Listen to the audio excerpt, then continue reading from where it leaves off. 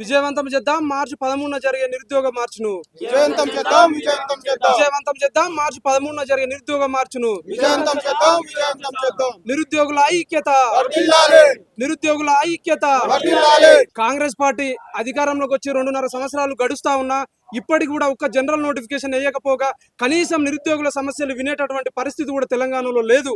ఎందుకంటే ఆ రోజు రాహుల్ గాంధీ గారు ఎలక్షన్ కాలం ముందు మా దగ్గరకు వచ్చి మా భుజాల మీద చేసినటువంటి రాహుల్ గాంధీ గారు 14 మంది నిరుద్యోగులు చనిపోయారు, నేను నమ్మి ఓట్లేశారు కదా, వాళ్ళని పరామర్శించకుండా నీ పొలిటికల్ కాంగ్రెస్ పార్టీకి సంబంధించిన వ్యవహారాల సంబంధించిన దానికోసం నువ్వు వస్తున్నావు, మరి నిరుద్యోగుల కోసం కనీసం ట్విట్టర్లో కూడా స్పందిస్తలేవు ఎందుకని చెప్పి మేము అడుగుతున్న సందర్భంలో కాంగ్రెస్ గవర్నమెంట్ నిర్బంధాలకు గురి చేస్తూ, అరెస్ట్ చేస్తూ, అణిచివేస్తూ నిరుద్యోగుల ఉద్యమాన్ని పక్కదారి పట్టించే ప్రయత్నం చేస్తుంది. నిన్న కనీసం మా సమస్యలు ఇప్పటికైనా ఇంటరేమో, మా నిరసన ప్రభుత్వం దృష్టికి పోతుందేమో అనే ఉద్దేశంతో మిలియన్ మార్చి తెలుసుకున్న వాళ్ళు పిలుపునిస్తే అర్ధరాత్రి 3 గంటలకు అసలు పోలీసు వాళ్ళు నిద్ర లేదు. నిరుద్యోగులకు హైదరాబాద్ ఉన్నటువంటి పోలీసు వాళ్ళు అందరూ నిరుద్యోగులనే చూపెట్టుకొని ఉన్నారు.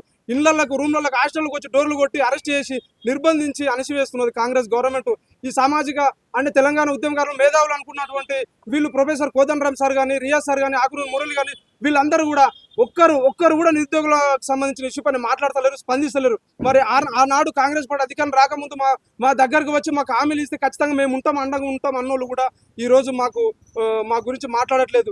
అదేవిధంగా యూనివర్సిటీలో ప్రొఫెసర్లు అంటే ఎంతో గౌరవం ఉంటుంది, వాళ్ళకు సమాజంలో ప్రతి సమస్యపై అవగాహన ఉంటుంది. నిరుద్యోగులు 14 మంది నిరుద్యోగులు చనిపోతుంటే ఒక ఆయన అంటాడు విద్య అనే వ్యక్తిని ప్రేమిస్తున్నాడంట సీఎం గారు.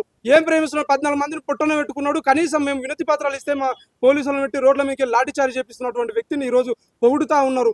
చాలా మంది పదవులు వస్తే పెదవులు మూసుకపోయినాయి కాబట్టి మేము నిరుద్యోగులందరం కూడా ఇంకెన్ని నిర్బంధాలు పెట్టిన తెలంగాణ గడ్డ పోరాటాల అడ్డ ఎన్ని నిర్బంధాలు పెట్టినా ఎంత అణిచివేసినా కానీ కూడా ఖచ్చితంగా మేము మా నోటిఫికేషన్ సాధించుకునే వరకు పోరాడుతూనే ఉంటాం. రేపు 13 తారీఖున దిల్సుఖ్ నగర్లో నిర్వహించేటువంటి నిరుద్యోగ మార్చుకు గ్రామాల్లో ఉన్నటువంటి ప్రతి నిరుద్యోగి కూడా కథలు రావాలి. ఎందుకంటే ఇది మా కోసం కాదు, మన బతుకుల కోసం చేస్తున్నాం. మనకు సహనం నశించిపోయింది.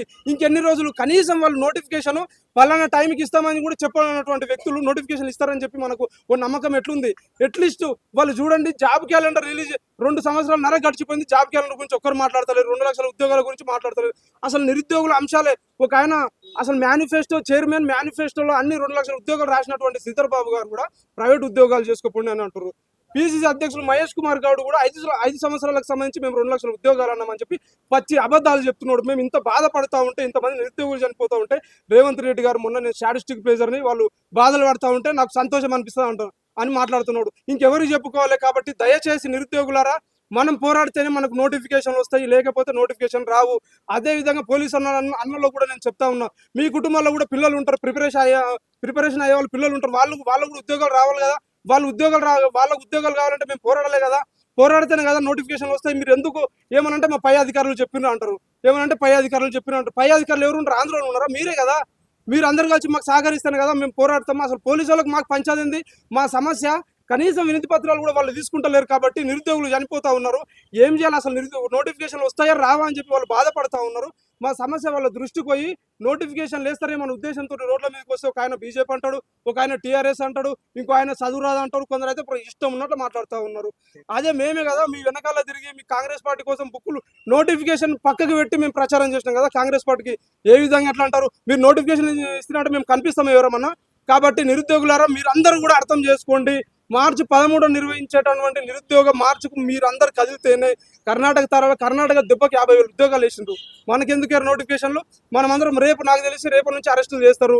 ఎంతమంది 10 మంది 20 మంది అంటే అరెస్ట్ చేస్తారు. నిరుద్యోగులందరూ రోడ్ల మీదకి వస్తే వీళ్ళు అరెస్ట్ చేస్తారా? కాబట్టి ఖచ్చితంగా కాంగ్రెస్ గవర్నమెంట్ ఖాళీగా ఉన్నటువంటి నోటిఫికేషన్లు అన్నిటిని జీవోలు రద్దు చేసి నోటిఫికేషన్ అన్ని రిలీజ్ చేయాలి. ఒకవేళ మార్చి 13 కానీ మా నిరుద్యోగ మార్చిని అడ్డుకుంటే ఖచ్చితంగా మీ ఇంట్లోనే ముట్టడిస్తాం. ఇక మాకు సహనం నశించిపోయింది, మా జీవితాలు ఆగమవుతున్నాయి. కాబట్టి గుర్తుపెట్టుకోండి, మీ ఇంట్లోనే ముట్టడిస్తాం. రాహుల్ గాంధీ ఖబర్దారు చెప్తున్నా, నువ్వు ఆ రోజు విమానం పోయినావు కాబట్టి మేము ఈసారి ఢిల్లీకే వస్తాం. ఇమీడియట్గా తక్షణమే ఇప్పుడు జరిగే అసెంబ్లీ సమావేశాల్లో కూడా ఓన్లీ నిరుద్యోగుల అంశం మాత్రమే మాట్లాడాలి. వాళ్ళు ప్రతిపక్షం టీఆర్ఎస్ అయినా బీజేపీ అయినా ఎవరైనా సరే, ప్రతిపక్షాలు అందరూ నిరుద్యోగుల అంశం తప్ప వేరే అంశం ఏది కూడా మాట్లాడద్దు. ఇంకేం మాట్లాడితే ఈ రోజు మాట్లాడతారు? కాళేశ్వరం అయిపోయింది, గోదావరి అయిపోయింది, కృష్ణా జలాలు అయిపోయింది, అన్నీ అయిపోయింది. మిగిలింది ఒకటి నిరుద్యోగుల ఇష్యూ. కాబట్టి శ్వేతపత్రం రిలీజ్ చేసి మీరు ఉద్యోగాలు ఎప్పుడు ఇస్తారు అని చెప్పి ఒక హామీ ఇవ్వాలి. లేదంటే అసెంబ్లీ సమావేశాల తర్వాత ఖచ్చితంగా వాళ్ళ ఇళ్ళని ముట్టడిస్తామని చెప్పి చిక్కడపల్లి జేఏసీగా పిలుపునిస్తాను.